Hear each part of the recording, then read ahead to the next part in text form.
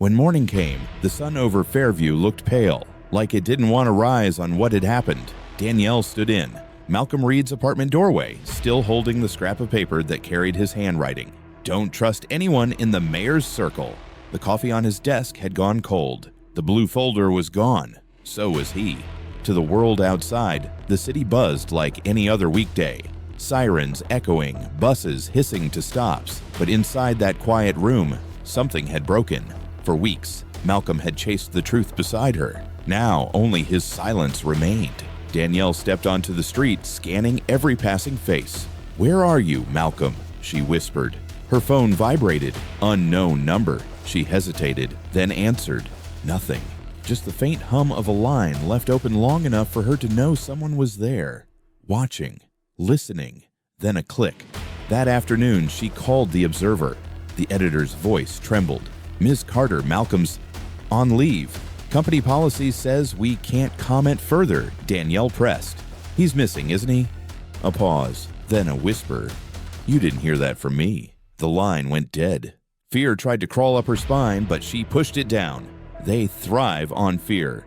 Instead, she opened her laptop and began reconstructing every file from memory. The emails, the memos, the body cam data, every piece of proof she and Malcolm had gathered. The more she typed, the more the puzzle took shape. Traffic stop orders signed off by an assistant to the mayor, payments routed through shell companies, names of officers rewarded for high-profile deterrence actions. It was all there, except the flash drive. That night, she drove across town to see Officer Ellis, the rookie who'd warned her weeks ago. They met behind the same rec center, streetlights flickering above them. He looked exhausted, eyes darting around. "You shouldn't have come," he said. "I don't have a choice," Danielle answered. "Malcolm's gone. They're covering tracks." Ellis swallowed hard. They called it a containment protocol. Anyone on the list who becomes a media risk gets neutralized, not killed, just discredited, silenced, pressured out. Pressured how? Internal Affairs opens fake investigations, leaks rumors. Some people lose funding. Others lose their minds. Danielle felt a chill even in the summer heat. "Who runs it?" He hesitated, then said, "Look higher than the mayor. There's a task force chair, someone pulling strings for him. I'll get you proof, but if they find out I talked..." A car turned the corner. Headlights flooded the alley. By the time Danielle's eyes adjusted, Ellis was gone, vanished into the night. The next morning, an envelope sat on her porch. No stamp, no name. Inside was a small flash drive. She almost dropped it. Written on the label in Malcolm's handwriting were 2 words: "For truth." When she played it, the screen filled with shaky footage. Malcolm speaking into his own camera, breathless, filmed inside what looked like a storage unit. "If you're watching this," he said, "I couldn't get out. The folder's gone, but I backed everything up. It shows the chain. Mayor's office, task force, payouts. Take it to the oversight committee. Don't let them bury it." He looked directly into the lens. "You were right, Danielle. They fear exposure more than anything." Then static swallowed his face. Danielle pressed pause, staring at the frozen frame. "I won't let it end like this," she whispered. That day, she called her campaign team. Half didn't answer. The other half advised her to focus on the election. But Danielle had crossed a line where politics no longer mattered. She arranged a meeting with a state oversight attorney she'd met years ago, Maya Lopez, known for taking on impossible cases. Maya listened silently as Danielle laid the evidence on the table. When it was over, she exhaled slowly. "Do you understand what this means?" Maya asked. "You're alleging conspiracy, illegal surveillance, obstruction. If we go public, they'll come for you."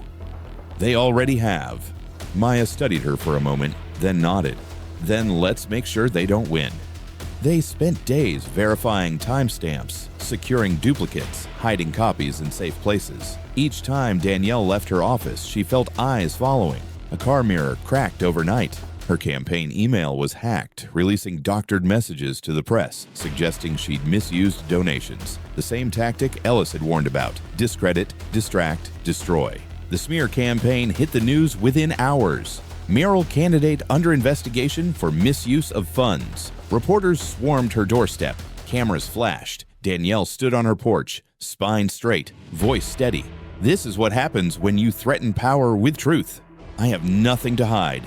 Inside, her hands trembled. She hadn't slept in 2 nights. Every sound felt amplified. The creak of the floorboards, the buzz of her phone, the wind against the window. Still, she kept going.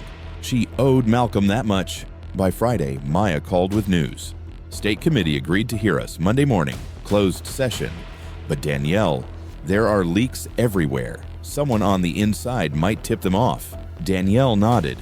Then Monday will be the day they least expect me to speak. That weekend, she wrote her statement by hand. No speechwriters, no advisors, just her and the truth. She rehearsed it once, aloud, then burned the notes in her kitchen sink.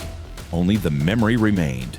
On Sunday night, she packed the flash drive, a single backup copy of every file, into a sealed envelope and tucked it inside her jacket. Standing by the window, she watched the street lamps flicker and fade.